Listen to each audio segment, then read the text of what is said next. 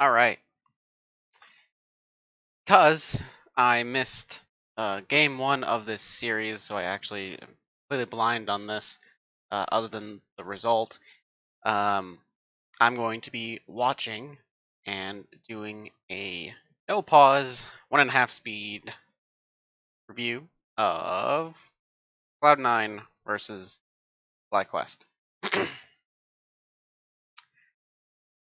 So, first things first, gotta spend some time on the draft. Okay. Cloud9, pick Vladimir, Nocturne, Twisted Fate, Ezreal, Yuumi. Ezreal Yuumi, I believe, was picked every game by Cloud9. This is a strong pick, definitely for the late game. I think that by the time you've hit the mid game, you're just basically you're putting Yuumi on someone and then just unkillable. So you can put it on the Nocturne, who can during those more early to mid transition, and then into um, the dragon fights. Very, very strong in picking people off. But really, other than that, Yumi's probably just going to be attached to Ezreal the whole time. Eventually, she could be attached to the Vladimir as the game goes on.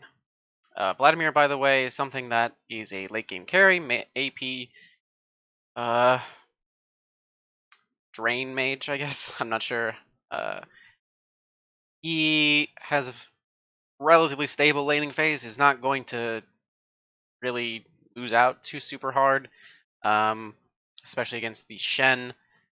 I think that this is just going to be pretty tame. Maybe he loses out early on against the Shen, but then eventually he just stabilizes and they just farm it out.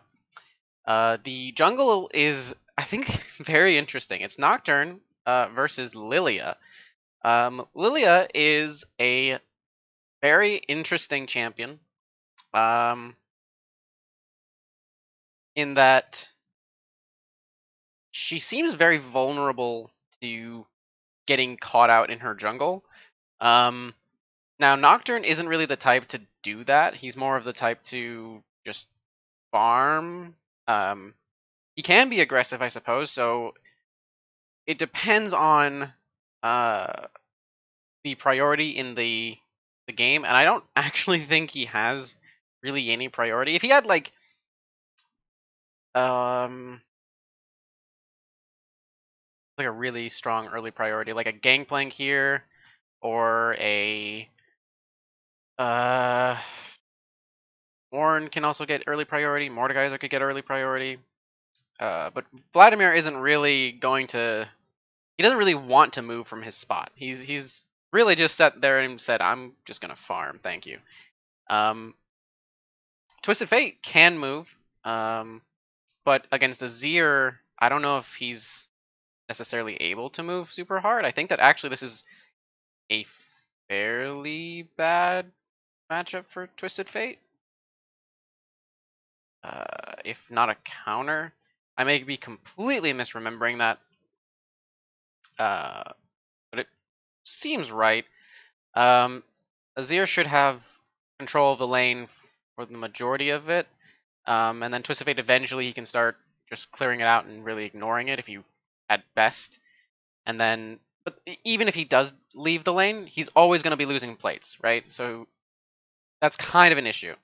Regardless, so he doesn't actually have the priority to just be like, I'm going to go into the jungle and then just take your camps, and then I'll really kill you, and then the game is ours. He has if Lilia didn't have priority in her laners and uh, it was a much more aggressive jungle, I think that this would be. It's. I don't think this is a Lilia game at all. But given the situation that she's in, I think this is a perfectly good game. Um, she actually scales pretty decently. She always does a good amount of damage. Um, Eventually, I think she does fall off because she doesn't get the necessary itemization because jungle is very stunted. In comparison to more, I guess, more familiar like solo queue junglers or laners. But she should still be fine. I think her ganks are pretty good. Her team fighting is actually pretty good too. So this is actually pretty interesting. She doesn't. I actually don't really know the spots that you pick Lilia and say yes, Lilia was the absolute best choice. Um, but I am excited that she's here, and I will be paying attention to her a lot. Twisted Fate versus Azir, I kind of touched on it. Azir should have control, and then if Twisted Fate ever moves, he should be losing plates pretty much every single time, because Azir most of the time is going to just follow, or cannot follow, because at most he'll follow once every couple of minutes, or every few minutes. And then the Ezreal Yumi is not going to have uh, control. They're never going to be able to actually aggress onto the opposing side of the lane without Wild Turtle and Ignar screwing up, or basically letting it happen. Basically allowing the waves to come in and then make Ezreal Yumi vulnerable. Um, as a whole, I actually don't think I like Cloud9's composition. Reason being, Nocturne's gonna feel absolutely useless when Vladimir and Ezreal feel really good, and Yumi, frankly. Sure, there's a lot of good pick potential with the mid jungle duo, and this is something that Cloud9 has found a lot of success with, using their mid jungle duo in a very aggressive style. But this is really a wait for 6 jungle duo, and like the 5:30 to 6 is the big point where you could when Niski's actually going to hit 6, and then even later for the jungler unless he's power farming, and also able to get some counter jungling off. I think that Santorin's play should probably be to farm and not really do anything because his lanes are super good. Just be where follow Nocturne in terms of not necessarily like follow him physically, but follow his pathing and go in the same direction he's going, so that you can never lose out on um, a potential counter gank, or just your laners get ganked and then their advantage is ruined. So yeah, there's some issues. Also, the team fighting on Cloud9 seems really difficult, because this is like one shot burst right onto a target, and this, I mean, these two can poke, right? Twisted and Ezreal can poke, but then you have a flanking top laner who has no CC to work with, except for this. So then you have double flank. It's really awkward, actually. It's very... They cannot team fight. This is actually a really weird team fight by Cloud9. I saw this was a complaint for Cloud9 throughout the series. I didn't think it was that bad, 2, 3, and 4, but this is much more difficult to do than the other games that they were trying to. This composition is much more difficult to pull off than the other compositions they tried. And then touch on Fly. Shen is a really strong defensive, but also offensive Hank top laner. He's really come up in value in picks and bans, mostly through picks. I don't know if people are really banning Shen, but the Shen is pretty strong, stable, just good. And he, because of his like stability as a champion, he prevents a lot of the split pushes that might happen. Not just because of the kit he has, but also just being able to clear things out and go across the map very easily. That in a way that other champions generally cannot do. So when he's side laning against someone, when someone's trying to come up to him, he can just set up a wall, and then if his team can also then aggress onto opponents, and then he can be there before the TP can come in, or if there's no TP, he can just be there and they can win a fight. That way, these are imaginary scenarios that aren't actually going to happen in this game because Vladimir is not a split push threat. But whatever. Lily is interesting. And that's it. I really have nothing to say. She's a very unique case because she's not a tank. She's not really a mage. She's very interesting. We'll see how she's used in this game.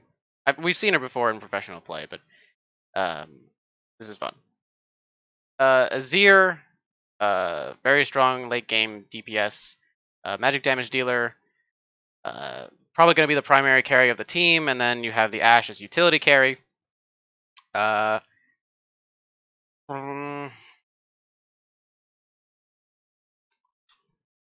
Is this an Essence Reaver game or is this a Bork game? I feel like this is Essence Reaver. Most of the targets aren't going to have that much health. Twisted Fate is one of the targets that is going to have health. Ben isn't really going to be stacking health. Obviously, this is never going to have health. He doesn't. I mean, he gets a cleaver, I guess. And yeah, you know what? Never mind. I worked through it. Either way is fine. It depends, I guess, on the way that the game is going. But generally, I think because you have Azir, you can afford to go the Bork route. And the Bork route is perfectly valid because of the stacking of health. Well, not really stacking, but stacking of health. And then Thresh safety for the immobile carry, and then for, I mean, it's slightly more mobile, but still fairly immobile, or doesn't really want to move carry. Anything else? In general, I think that FlyQuest is they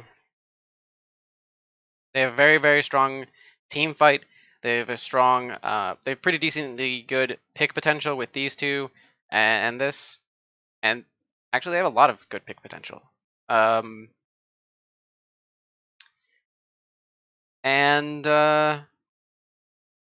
they scale better, frankly.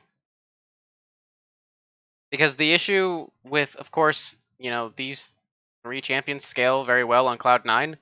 The question is, how are they going to get to where they need to be, right? I guess Ezreal Yumi, if they're super strong, they can just, it doesn't matter, they can just walk into them and then do whatever they want. But I mean, it's very difficult to imagine that Azir and Ashe are going to allow Ezreal to just walk in freely. He's not going to be able to do what he wants to do. I mean, the range is pretty even in terms of versus Azir versus Ezreal. But Vladimir is a fairly short range champion. He really needs to get inside of people. If he screws up his flank, or if his flank isn't optimal, it's problematic. And given the ability to stay safe, to get out of situations, to get out of situations and get out of situations, so pretty good amount of mobility, pretty good amount of safety. Vladimir's gonna have a harder time doing what he wants to do. It's not that it's not possible. It's that it's just harder to do. Also, this is the most obvious. Morellonomicon and Executioners better be like the second item I see on FlyQuest. I better be seeing some very early. Okay, maybe not Morello. It's just an Executioner's second on Wild Turtle would be fantastic. And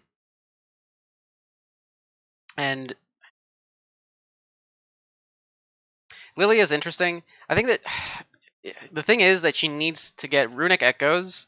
She needs Runic Echoes, and she needs Liandry's second, and then she. Third is so difficult for junglers. Third is very difficult for junglers. Maybe you just say screw the Liandry's and just get the Morello second because of the composition that you're against. And just say, all right, well, I mean, I don't really need extra damage, even though it's really, really beneficial for my kit. It's not necessary for me to win the game because I have carries who will do damage, presumably. 1.5 speed. Time to go. Now. On to for the first time today in this best of 5 between Cloud9 and FlyQuest. In case you missed the memo, with the current playoffs format and way that teams are being sent to Worlds, if you win this best of 5 today, you are guaranteed going to Worlds. There is a lot on the line here in this one.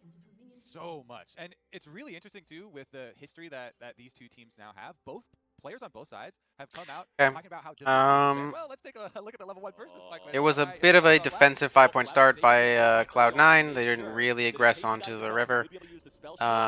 And FlyQuest kind of bunched into Blabber's spot. That's fine. That is an interesting chroma that I haven't seen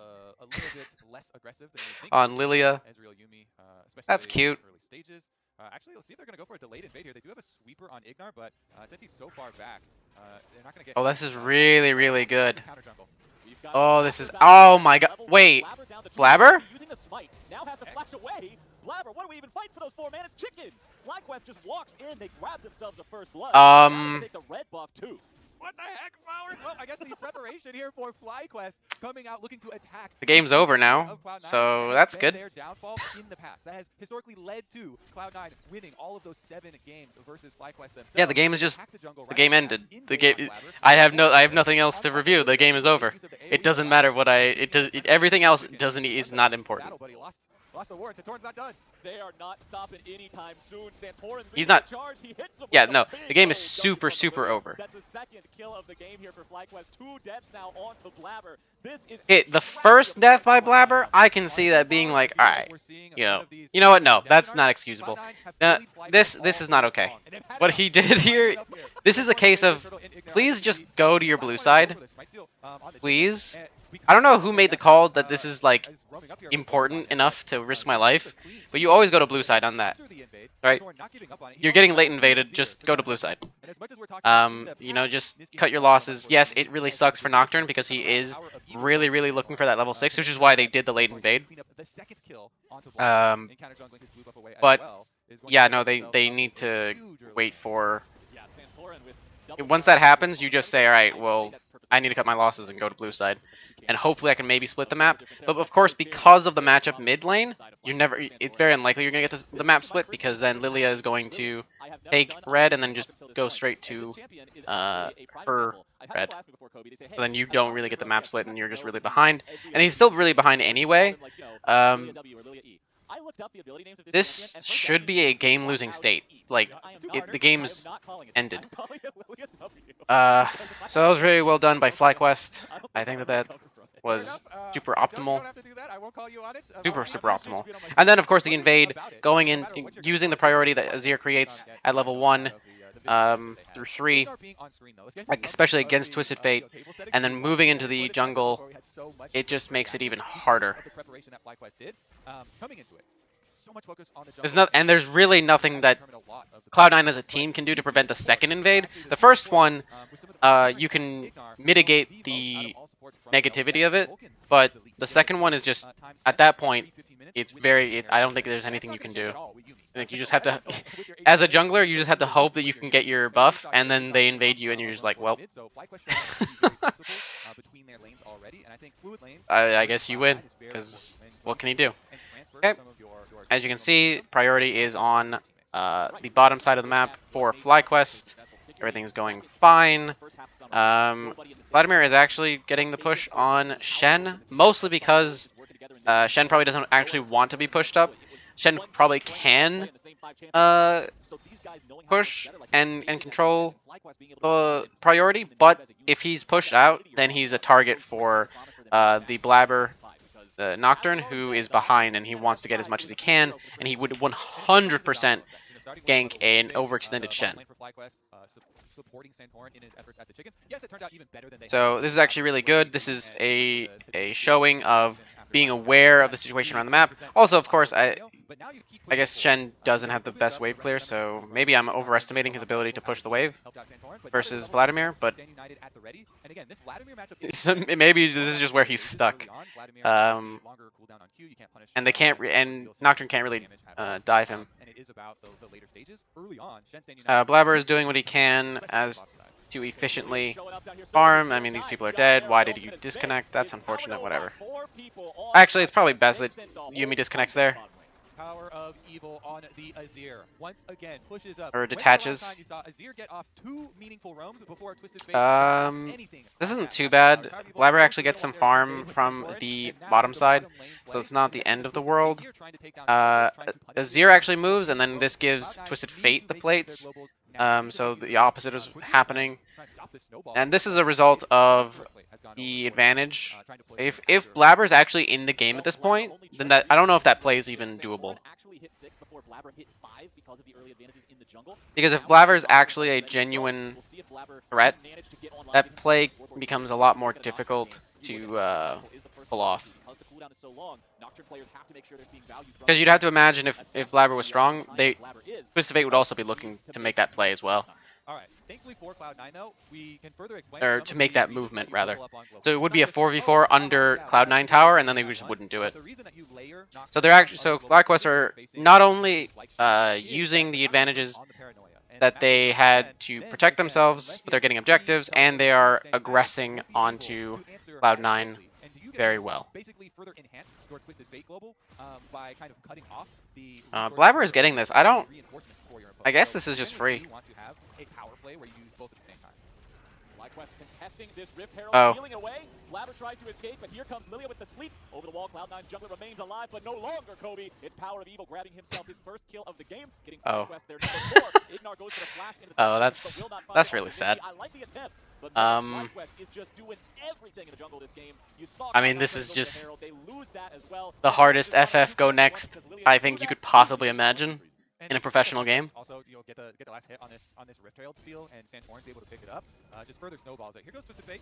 Lilia could be in a little bit of trouble, but Santorin is immediately turning things right. This is really difficult. You actually might be able to get something. No, they can't.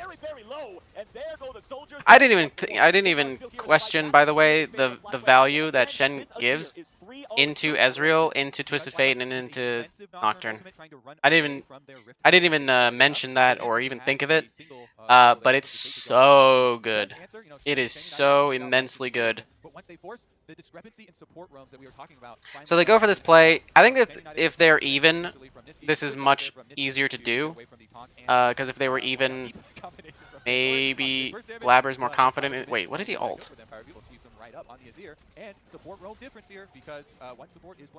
What did he? Oh, I think he tried to ult the during the Rift Trail, didn't he? Right. This has been something that has emerged since that last nerf to mobility boosts, since they got an increase in the cost. I actually really enjoy buying Swifty boots because you get to keep that movement speed in combat, and a lot of supports have kind of given up. I mean, the Smite Steal isn't being more expensive, like. Although you get definitely. What are you gonna do about that one? That's. Well, the second Drake of the game has gone not that big of a deal. It was a toss toss-up. But again, if Cloud9 are in a good spot in the game, I think that you see them more willing to see FlyQuest come into them, and they're like, all right, well, we'll just use the ultimate and go in, and use our ultimates to go in, and then attack you, instead of 50-50ing the Rift Herald. And it's not even a confidence issue, like, oh, they weren't confident with the plays. They're not strong enough to make those plays. And FlyQuest are too they're way look at this. They're way too dangerous. Down the first couple turret plates here. Everybody trying to power through number 3, but since there's so many members grouped up, it gets a lot of extra armor and magic resistance. This is a very, very good use of the Herald. This is a very good snowball by FlyQuest. I think you should be very happy with the way that this game is going. The second charge onto the tier 2 mid lane turret, taking over half the HP off of that one too. Cloud9 in a real rough spot. Solo going for the taunt onto Licorice, gets him underneath the turret, takes 75% of health there. Yeah, pretty good use. Licorice? Yeah. Dogpile coming in from Cloud9 to make it so fair enough. ends up getting punished underneath the turret. There's really nothing that Solo can do at this point, or at that point, on that play. Trying to get Cloud9 back into the game. I mean, the gold lead is about 2k, so it's still really difficult. Yumi is going to be problematic. Yeah, the lack of priority also is a big issue that I harped on it when I was talking about the drafts, or the compositions, but it's such a big deal when you have a team that is known for creating plays because of the priority that they have naturally through their drafts, and through them just being better players on average. So It's weird for Cloud9 to choose losing positions or positions where they can't, or like even or neutral places, and then like losing lanes here and here. And then you have a jungler who, when behind, is pretty bad, and also post like level 13 is just useless. Picking up now the second Rift Herald of the game for FlyQuest. They don't even have to steal it from Cloud9 this time. Easy stuff here in the top half of the river with that collected. 45 seconds until the Drake spawns. When the Drake's about to spawn, you've got Rift Herald in your pocket. You can use that Rift Herald as a distraction if you want to avoid yourself more Drake control. And remember that with those first two all under their possession, the advantage in terms of the junglers isn't massive, actually. I mean, the level advantage, sorry. Obviously, there's a huge disparity in what they have item-wise.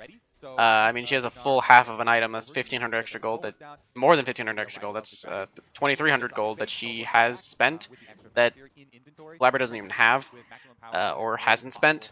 So she's just freely allowed to do whatever she wants. Cloud Soul is actually pretty good. He's actually insane on Lilia. It just synergizes so well with everything that she does. On top of the fact that the extra kiting power for Azir and for Ashe prevents the flanks and prevents getting assassinated.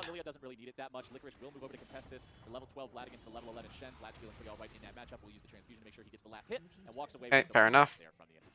Yeah, now's the stage where Vladimir really starts ramping into becoming a problem. Okay. So if we continue to watch Licorice, he actually does. he's really the only one with a lead, with an actual lead. Vladimir, now he's got a bunch of levels in the champion, but also with the Nocturne Twisted Fate obviously on top of it, Cloud9 are well situated to attack the split push from FlyQuest if they do try and answer. So it's been a really good opening for FlyQuest. But even that doesn't matter, because the person he has a lead on doesn't really care that much about the lead.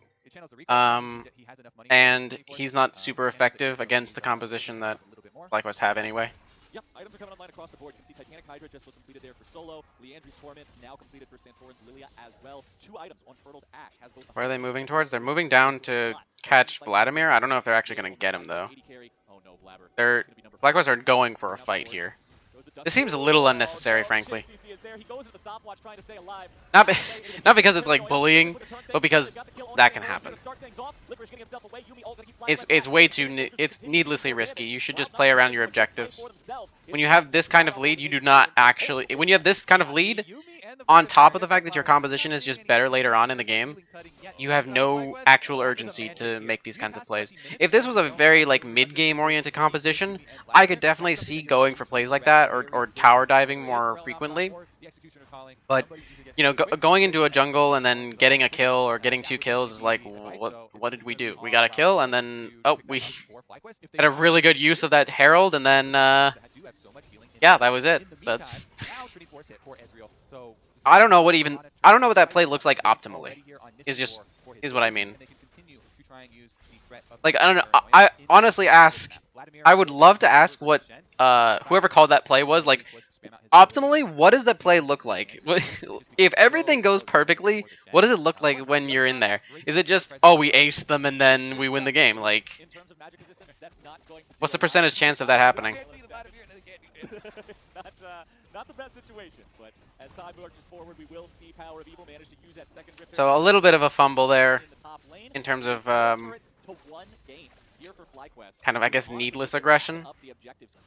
Maybe they think they really need to turn on the gas because of Vladimir. We have a few seconds now to look back at how they got here. But I actually think that they should feel very comfortable in their spot.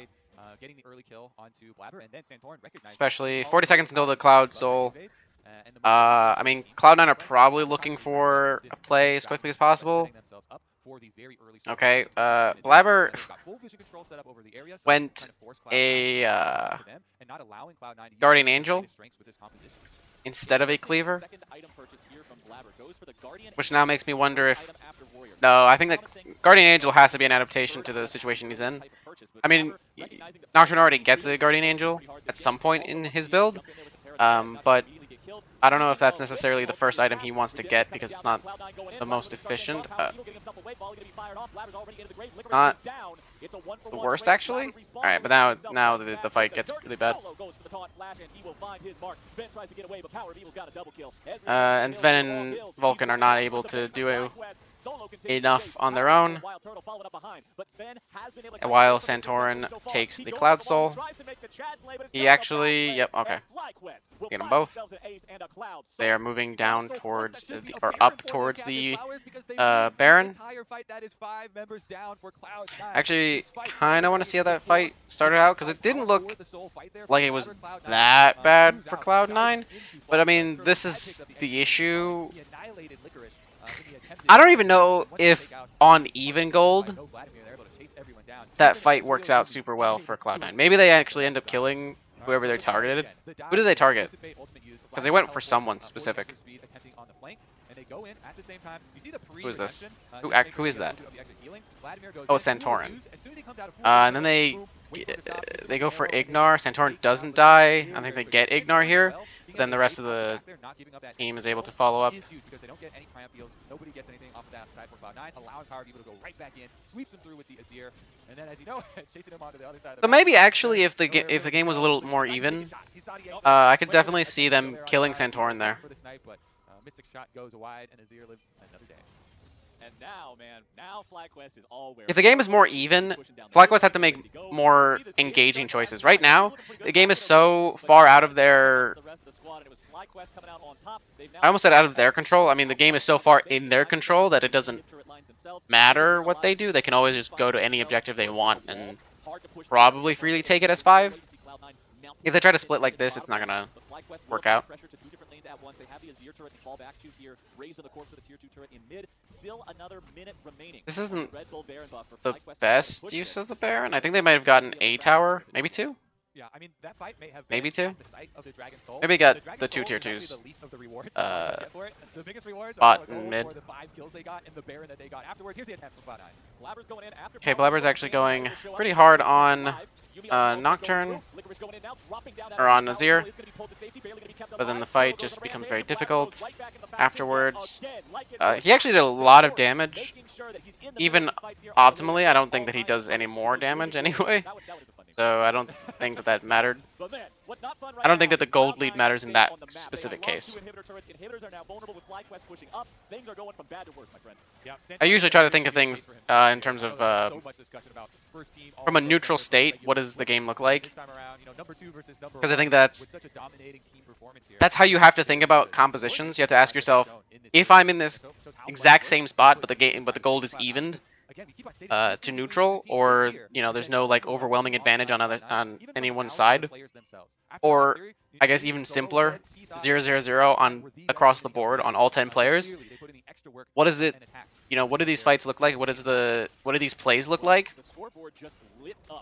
And at this point, every Nocturne play is going to look like that, no matter what. If everyone's 0-0-0, or unless he was massively fed, I don't think there's really any spot for Nocturne to do anything at this point in the game. That was supposed to be an arrow. At this point in the game.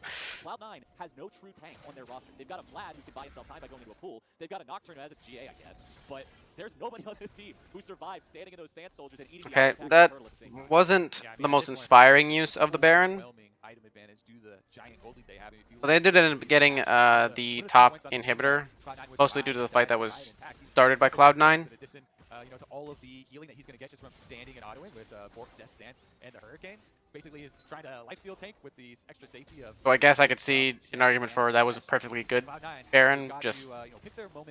He wasn't really initiated by... Okay, what are we going to do? We're actually really bunched up. Still doesn't matter, most likely. That was like a dream scenario for Licorice, by the way. But the opposing team is just way too strong.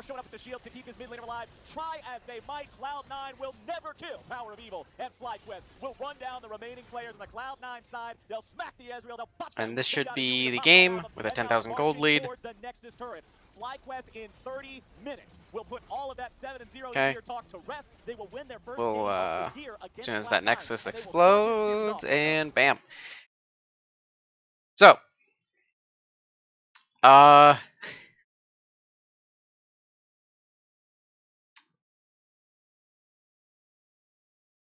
it's interesting to think about ways that they could have, that the game could have been better, but I don't even know. Let's assume the game doesn't start out the way that it does, right? With a level 1 kill on Blabber and then a level 2 kill on Blabber, and then he loses, and then he gets 4 buffed.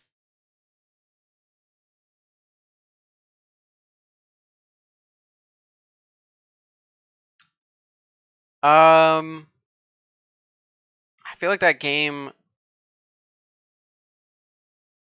I mean, obviously it would be different, and there would be a lot of occasions where because Cloud9, and I mentioned it, because Cloud9 would be in a better spot in the game, they would be able to aggress much more easily in places where FlyQuest weren't going. But I think this is an interesting example of if the game is closer, do FlyQuest make the exact same plays? And frankly, based on what I've seen, it seems like they're pretty willing to do everything they did, even under negative or neutral position. Of course, because they're in a positive, because they're stronger and because they have the lead, they're able to make these plays. With the exception of I think the dive at like level 6-7, that I think on the bottom side, I think that's not. That is a case of they were so strong and they were in such a good spot that they wanted to snowball further, and that they wouldn't have made that play if Cloud9 were in a more neutral state. But other than that, I feel like a lot of the plays that were being made were just what they would have wanted to do anyway. Um, I mean, from the position of the jungler dies twice before hitting level 3, uh, it's very, very difficult to play that game. Very, very difficult. Especially when you already have uh, you already have a losing matchup mid and bot. The matchup top lane was more favored towards the Vladimir than I would have originally expected. Probably because I think I was just vastly overestimating Shen's ability to control the wave versus Vladimir's ability to clear out minions. So that's a pretty big mistake on my part. But I mean, do you just blame this on draft? And then of course a level 1. Do you just blame this on draft in the level 1? I think you have to, because there's nothing. I don't think that there was.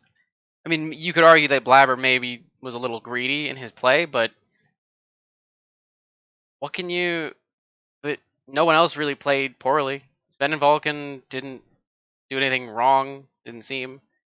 Um, I didn't pay too close attention to their lane state, and I wanted to pay attention to the Lilia, but she has such a massive lead that it didn't even matter. This is interesting.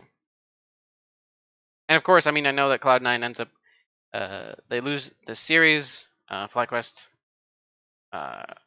going to the semifinals from the winners side, which means that they are going to Worlds. I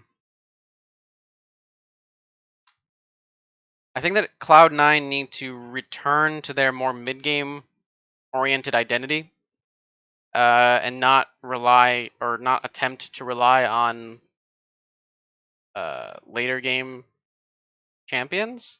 If this is because the success rate, it just isn't there for them, and because I don't know if it necessarily plays the way they want it to. Not that you can't pick champions like Ezreal or like Vladimir or like Twisted Fate. I mean, Twisted Fate is not really like a late game carry, but not that you couldn't pick like Ezreal or Vladimir with and not expect to have priority or not expect to be able to win the mid game or be in a winning spot in the mid game. It's just the matchups have to be good, and I don't know if the matchups are ever gonna make it so that that matters whether Vladimir has a winning position in the mid game. Ezreal, it can matter, but well, I'm done rambling on on it. In conclusion, um, I think that draft needs to be more in Cloud9's personal, more inherent favor, with a focus on mid game and gaining priority throughout the lane, so you can actually have a very strong jungle presence and objective focus throughout the early game, and then you can transition that through your advantages into the mid game. And FlyQuest just played in general very well, so be interesting to see them in the semifinals, I believe is how it should be called. So I've been Rojo, and up. All right.